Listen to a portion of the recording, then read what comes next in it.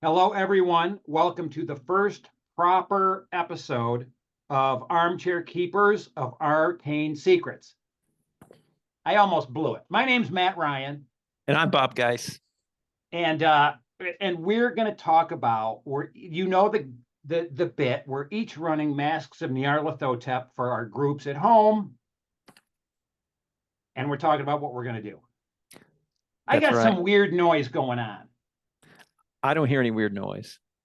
It may be in your head. But it's not really me trying to derail the start of your campaign, which is tomorrow.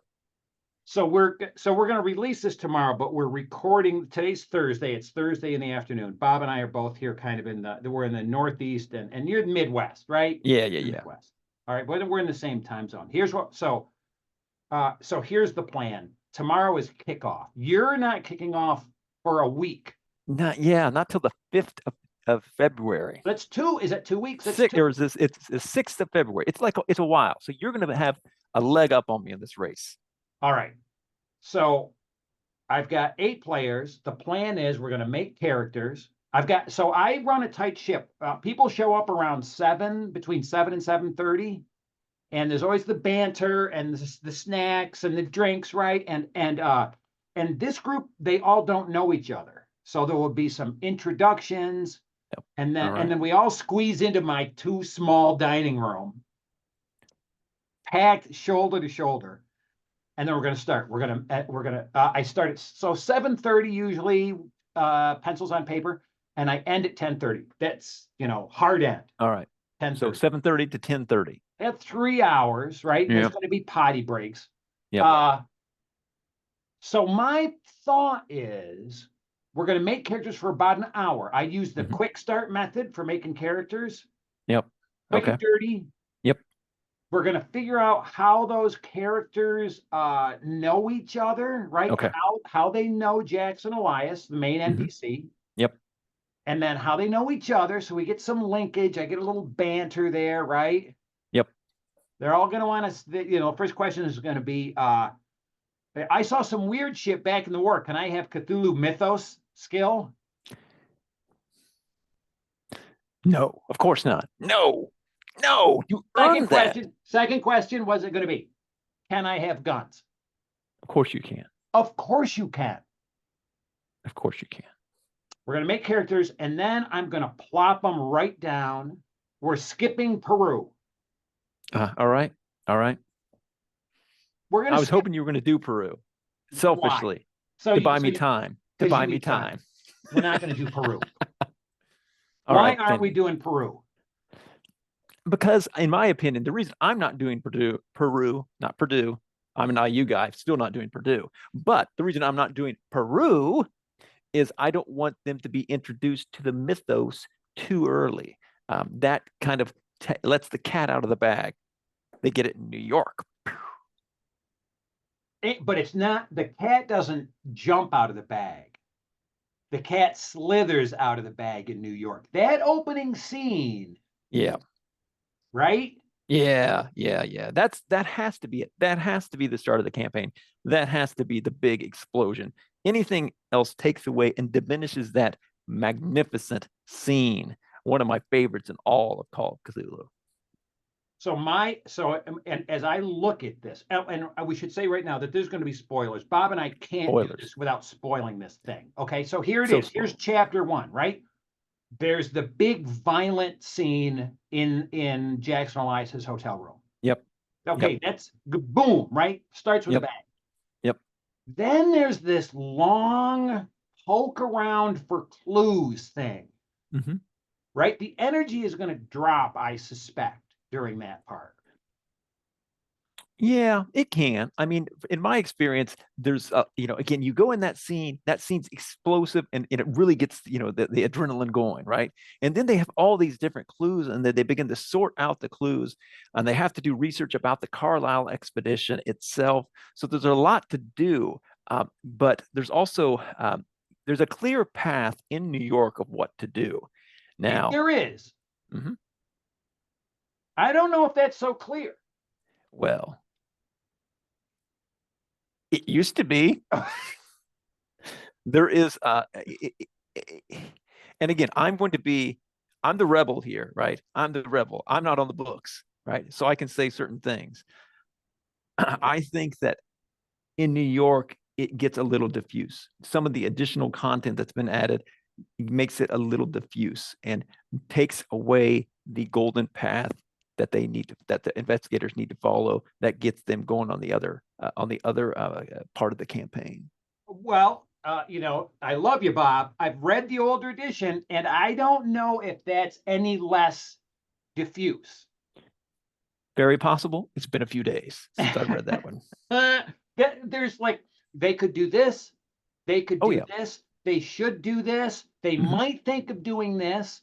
Are they going to think of investigating the Carlisle expedition? Oh yeah. Because there are, now we're using the HPL Historical Society prop kits. We've mentioned this a bunch. Yep. Right. Yep. And there's piles and piles and piles of them. Oh yeah. Oh, and this is one of the coolest props right here. Oh heck yeah. Oh, is that the evidence? This is the sealed file found in what's his name's old files. The lawyer. No. The psychiatrist. The psychiatrist. So the psychiatrist from the Carlisle expedition has got this sealed document. Yep, 100%. Yeah. It's the nice. Coolest prop, but it's like buried in there. They're never going to think to go look at this. It is. I agree 100%. They will. I mean, again, you got to look at this. I mean, this is a newspaper here. Look at this. This is a freaking newspaper. We could do a whole episode about how great these props are. But the point I'm trying to make is that when I hand them this about the Carlisle expedition, they're going to say, ooh, and they're going to want more. It's going to do its work for me, right? They're going to want to get more of that stuff. They're going to want to learn more. You think that the newspaper articles by themselves, that's setting the hook? Yeah. It's because again, in the telegram that they get that starts the whole thing from Jackson, it says, have information about the Carlisle expedition. What's the Carlisle expedition? They'll inevitably ask. You start feeding them that stuff, it's already set. The hook is set. It will be. I've never had anybody steer away from the Carlisle expedition. What will be tricky, and what is always tricky, is making them remember who the Carlisle expedition is. London, Egypt, and so on. As they go and they go and they go. Yep. Okay, let's talk more about clues. As I'm reading, when they break into that explosive first scene. Yep. The cultists, there are cultists there, right? Yep. Slicing and dicing. Yep. There's a chance, you've run this, there's a chance that the cultists could escape with some pretty cool clues. If you let them. Who would let them? Right? No way. The point of these juicy clues is to get them in the player's hands. So my cultists are just going to be balls to the wall, chopping and slicing and swinging. They're going to be drooling at the mouth. It's going to be crazy. To the zealots to the 10th degree. Right on. Have you made the headband yet? The headband? Have you made the headband yet? Now, I'm not as close a reader as you. Matt Ryan, you got to make the headband. You got to make a leather headband with like a little leather strap, which is the bloody tongue. And you have to wear that during that scene. And you have to flip it around so the tongue goes flying. You got to do it. This, folks, is what makes Bob Geis a master at running Call of Cthulhu games. You got to do it. I got to get a fake tongue headband. Yes, you do. You got to get like a leather strap. Mohawk, Bob. Can I just wiggle the mohawk? It'll be a nice accentuation to it, but you got to do the headband, right? All right, so there you go. It should have been in the prop kit. It should have been. We'll see what I got. Yeah. Maybe I'll just do a bandana with like I don't know. You could. Yeah, I mean, it doesn't have to look good because these cultists are some rough sorts, right? I mean, again, they're not like posh individuals. They're going to be, hand to mouth sorts. It'll be great. It'll be great. You know what I am doing though? You know what I am doing? We've only got 5 minutes left in this thing. So all right. Remember what the viewer paid. Yeah, for sure. One of the clues is hidden in an A.D. White book, something about science and the conflict between science and theology. Yeah. Did you get the book? Yes, I got the book. There you go. Because I have friends that work in a university library system. Yep. There's several Yep. libraries. I texted one last night. And I said, "Can you get me this book?" And they said, "Oh yes, will do." Nice. Fantastic. I think I did the same thing at one point, you know. So that'll be tucked in. It It, ain't it's quite nice. went It's to nice. Cornell. I'm talking about Cornell University, of course. Oh yeah. All right. All right. So here's what I've got to figure out. Here's what I'm thinking. Okay. And this is what I do for every chapter. How many sessions is the chapter going to take? There you go. There you go. I have a background in television, right? Live television. So I'm thinking, is chapter 1 3 episodes? I was thinking the same thing. All right. So again, I've, I plan everything, right? So I'm looking already at the schedule and the calendar when we're going to have, when we're not going to be able to play, when I'm going to be at conventions and things like that. And I'm thinking that we'll get this thing done shortly after Gen Con if we stick to the schedule. You and I generally we do the same cons. Yep. So Yep. you think we'll have landed this by August, And I wouldn't say August. I'd say September. September, end of Yep. Gen Con? Yep. Yep. September or Gen Con's early this year, first part of August. We'll miss a week there. But we'll be able to land this by Halloween. Maybe we should do a wrap up thing at Gamehole Con. How's that sound? A wrap up thing Yeah. for the 10 viewers. For our 10 subscribers, we could do a live video cast and they could all come and like throw things at us. They'll do that. They'll do that without the live video cast. No, that's true. That's what I'm thinking. I'm thinking New York. Because there's lots of now I've got 8 people, right? And I'm gonna have some ditherers. And the thing with clues is that people, and this is not derogatory, people immediately start trying to fit them together in a puzzle, not realizing that we're just sort of in the clue gathering phase. Yep. There's Yep. all these clues, and they're going to try to jam them together immediately. That's sort of just what the human brain does. And then it's going to take them in weird directions. Yep. Right. And they're going to make the trouble with that, I think, is that they will make these early assumptions that then they cement into their thinking. Mm-hmm. And instead of staying flexible and open to see how the other clues fall into place, they see if the other clues support this theory they've dreamed up immediately. Right. See? Yep, that's a problem. That's going to be an issue. But it'll sort itself out pretty quick. They'll see that they'll begin to see the chapter aspect of it, right? There are certain clues that lead to certain chapters. By the time they get to England, they'll be down with it. Now you're planning on just sort of forcing the play, right? You want them to go to England next. I won't force it.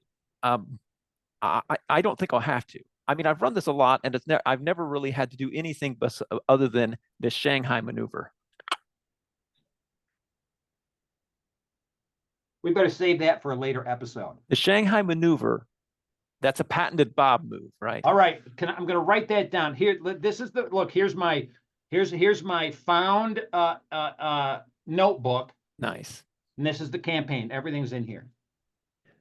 Everything, all my notes are going to live in this thing.